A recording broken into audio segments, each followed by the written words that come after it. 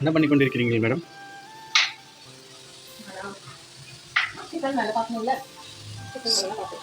So then சப்பாத்தியும் குடமிளகா capsicum கறி capsicum cut பண்ணி போட்டேன்.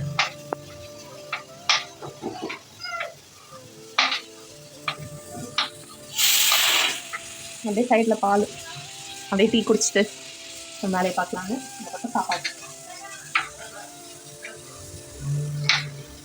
இதோட ஃபுல் வீடியோ நான் லாங் வீடியோவில் அப்லோட் பண்ணியிருக்கேன். லிங்க் டிஸ்கிரிப்ஷனில் கொடுத்துருக்கேன், செக் அவுட் பண்ணி பாருங்கள்.